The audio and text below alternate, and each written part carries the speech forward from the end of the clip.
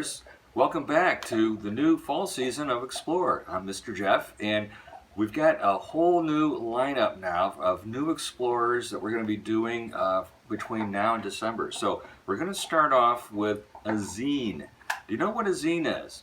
Well, a zine is a creative form of expression that's cheaply made that you can express anything you want that on your mind. So it's a publication. You can self-publish something that you're going to create and write and draw. There's any kind of topic that's available here. So think sort of like a magazine, sort of like a personal magazine.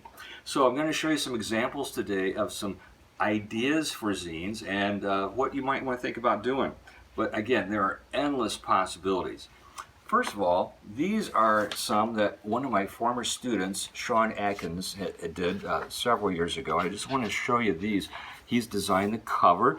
These are half the size of a 8.5 by 11 sheet of paper, and Sean is a really great graphic artist, a cartoonist, so these are some of the ones that he did way back quite a while ago. He also did another one. This is one when he was in high school, and one of my students, and this is simply done on an 8.5 by 11 piece of paper that's been folded in half again, so then you end up with a front, the middle, and the back. So this is one possibility of doing a zine.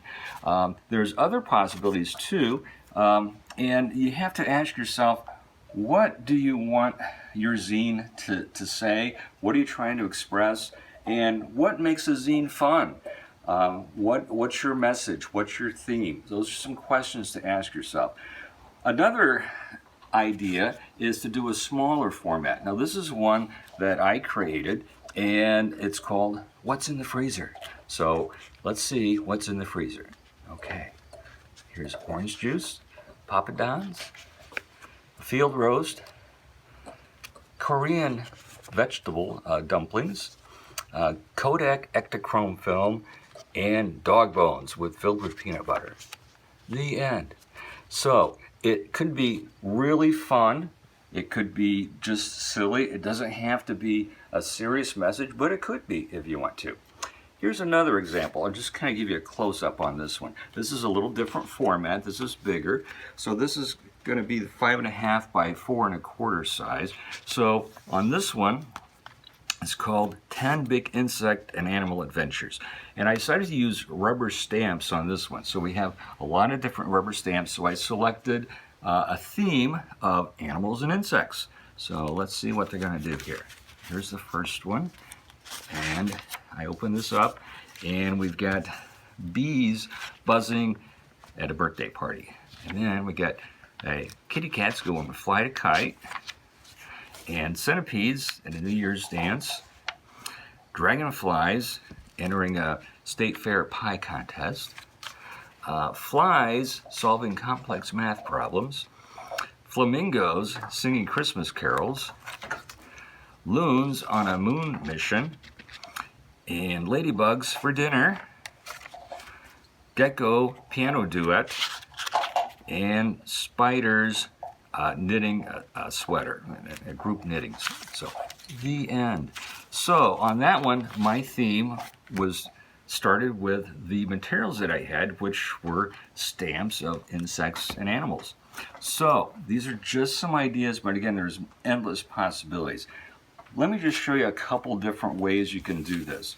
One, if you want to do this smaller one, which is 2 3/4 by 4 1/4, what you would do is start out with a piece of paper, just a regular 8.5 by 11 paper, fold it in half this way, and when you fold it, I'm going to use a little bit of a helper edge here to kind of get a real crisp edge. You could use a credit card or something like that, and then fold it the other direction. And I already did this, so this is just sort of reenacting here. And then fold it again this way into the center and into the center again. So again, you want to have a nice crisp fold. So that's going to give you 8 different sections. You're going to take this, fold it in half in the original way, and then just simply cut right to here with a pair of scissors. halfway through. And then open it up. And when you open it up, you're going to turn it back to the horizontal position. And you're going to see, if you hold the ends like this, you're going to see like almost a diamond opening. Press that together and then start to fold this on itself. And you're going to end up with your little booklet. So that is one method to do. And then you can simply do your drawings. If you don't want to do a drawing, you can paste things in. You can have papers, you can have photographs, you can use rubber stamps, any kind of drawing material, pens, markers, colored pencils. So you can do any kind of material that you feel comfortable with. The other method is if you have the book form and you actually have this one where it's been sewn together. You can see the binding right here. So I'm going to show you how to do that. Now I've already got some papers that are already cut, and I did some markings here on both sides. You want to find the center, which is from here. I'm just going to get the ruler out here. Oops. This is 2 3/4 inches, and then I'm going to make a mark at 1 inch from the side, from the end, and 1 inch from this end. So what you're going to end up with is this: 1 inch here, 1 inch here, and 2 3/4. And make 3 little dots. And I did that actually on both sides. So this one is already done the same way. As you can see, I put some paper clips in here just to hold it together. So what I'm going to suggest you do is take a needle, and we'll provide this nice thread here for you. And I'm going to start at this outside, and the purple is kind of the outside paper. So I'm going to start in the very center, go through here, go to this dot, and poke it through. And you're going to leave a little bit of thread sticking out there. Now go back to that middle hole that you started with and go back the opposite direction. Pull this through here and then go to the last dot and pull it through here.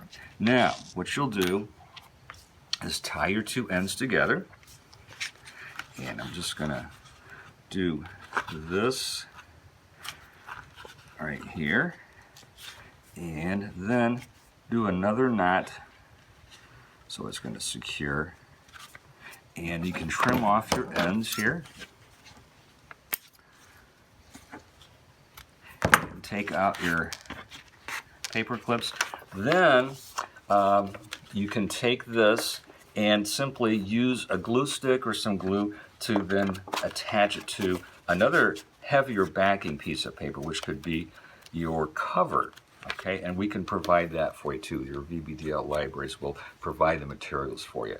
So, with the zine, remember, all kinds of possibilities, different sizes. Think of the theme, think of what you want to say, have fun with it, and remember, VBDL, imagine your story. See you next time.